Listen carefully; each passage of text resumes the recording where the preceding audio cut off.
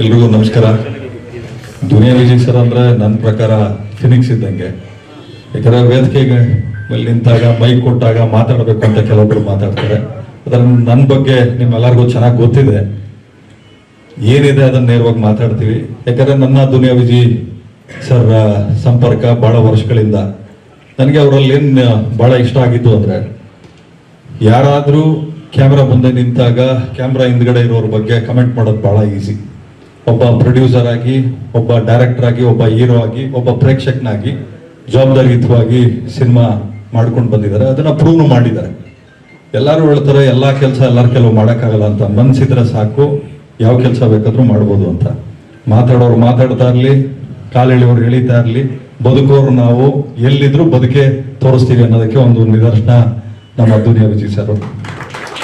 ಅದೇ ರೀತಿ ಇವತ್ತು ಈ ಫಂಕ್ಷನ್ ಅಲ್ಲಿ, ಇವೆಂಟ್ ಅಲ್ಲಿ ದುನಿಯಾ ವಿಜಯ್ ಸರ್ ಅವ್ರ ಮಗಳು, ಅದೇ ರೀತಿ ನಮ್ಮ ರಾಜ್ಕುಮಾರ್ ಅವರು ಇದ್ದಾರೆ, ಇನ್ನ KP ಶ್ರೀಕಾಂತ್ ಸರ್. ನಾನು ಅವ್ರ ಬಗ್ಗೆ ಬಹಳ ಖುಷಿ ಪಡೋದೇನು ಅಂದ್ರೆ, ಸಿನಿಮಾ ಪ್ರಮೋಷನ್ ಮಾಡೋದು ಕಲ್ತಿದ್ದ ನಾವು KP ಶ್ರೀಕಾಂತ್ ಸರ್ ವತಿಯಿಂದ.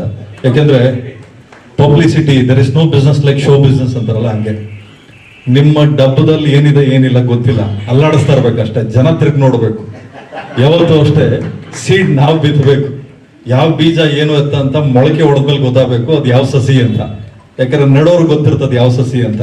ಆ ವಿಚಾರದಲ್ಲಿ ನಾನು KP ಶ್ರೀಕಾಂತ್ ಸರ್ಗೆ ನಾನು ಬಹಳ ಗೌರವಿಸ್ತೀನಿ. ಅದೇ ರೀತಿ ನಮ್ಮ ಗೆಳೆಯರು ನೀನಾಸಂ ಸತೀಶ್ ಅವರು, ಮತ್ತೆ ಮಾಸ್ಟರ್ ಇದ್ದಾರೆ, ನಮ್ಮ ವಿನೋದ್ ಮಾಸ್ಟರ್ ನಮ್ಗೆ ಸೆಟ್ಟಲ್ಲೆಲ್ಲ ಬಹಳಷ್ಟು ಸಲ ಹೊಸಕೋಟೆ ಬಿರಿಯಾನಿ ತಗೊಂಡ್ ತಿನ್ಸಿದ್ರು.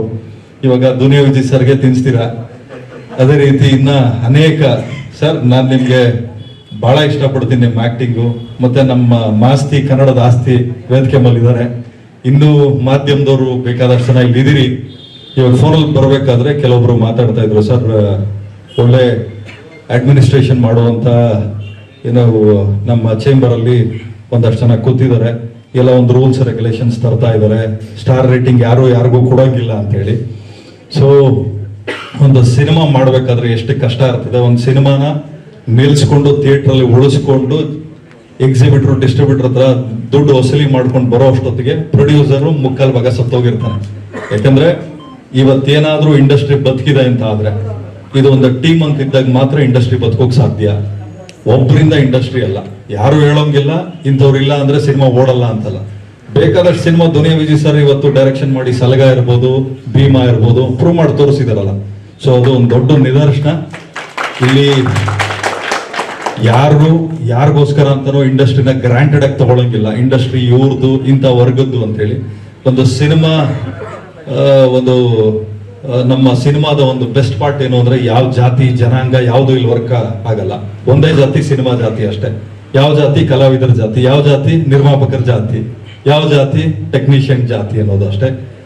ಬಹಳ ಖುಷಿ ಆಗ್ತದೆ. ಯಾಕೆಂದ್ರೆ ಅನೇಕ ನಮ್ಮ ಇಲ್ಲೇ ಇದಾರಲ್ಲ, ನಮ್ಮ ಕನಕ್ಪುರ ರೋಡ್ ಕಿಂಗ್ ಅಂತಾನೆ ಹೇಳ್ಬೋದು. ಯಾಕಂದ್ರೆ ನಮ್ ಜಮೀನ್ ಅಲ್ಲಿದೆ. ಎಲ್ಲಿ ಅಂದ್ರೆ ನಮ್ಮ ಇವ್ರು ಇದಾರಲ್ಲಪ್ಪ, ಯೋಗೇಶ್ ಅವರು, ಅವ್ರ ತಂದೆಯವ್ರ ಜಾಗ ಇದೆಯಲ್ಲ ಅಲ್ಲಿ ಅಂತಾರೆ. ನಮ್ದು ಏನೇ ಜಾಗ ಇರ್ಲಿ, ಎತ್ತನೇ ಇರ್ಲಿ, ಅಂದ್ರೆ ಒಬ್ಬ ಆರ್ಟಿಸ್ಟ್ ಅಂತ ಆದ್ರೆ ಆರ್ಟಿಸ್ಟ್ಗೆ ಕೊಡುವಂತ ಗೌರವ ಅದು. ಯಾಕಂದ್ರೆ ಸರಸ್ವತಿ ಪುತ್ರರು ಅಂತ ಎಲ್ಲಾರನ್ನೂ ಕರೆಯಲ್ಲ. ಅದೇ ರೀತಿ ಕಲಾವಿದ್ರು ಅಂತ ಬಂದಾಗ ಎಲ್ಲರೂ ಗೌರವಿಸ್ತಾರೆ. ಅದನ್ನ ಉಳಿಸ್ಕೊಂಡು ಬೆಳೆಸ್ಕೊಂಡು ಹೋಗೋದು ಬಹಳ ದೊಡ್ಡ ಜವಾಬ್ದಾರಿಯಾಗಿರ್ತದೆ. ಈ ಸಿನಿಮಾಕ್ಕೆ ನಮ್ ಸಹಕಾರ ಇರ್ತದೆ. ಸಿಟಿ ಲೈಟ್ಸ್ ಸಿನಿಮಾ ಒಳ್ಳೇದಾಗ್ಲಿ. ಲೈಟ್ಸ್ ಅಂತ ಏನಕ್ಕೆ ಇಟ್ಟಿದ್ದಾರೆ ಗೊತ್ತಿಲ್ಲ, ಸಿಗರೇಟ್ ಅಲ್ಲಿ ಲೈಟ್ಸ್ ಕೇಳ್ತಾ ಇದ್ವಿ, ಇವಾಗ ಸಿಟಿ ಲೈಟ್ಸ್ ಅಂತ ಇದೆ. ಅದೇ ರೀತಿ ನಮ್ಮ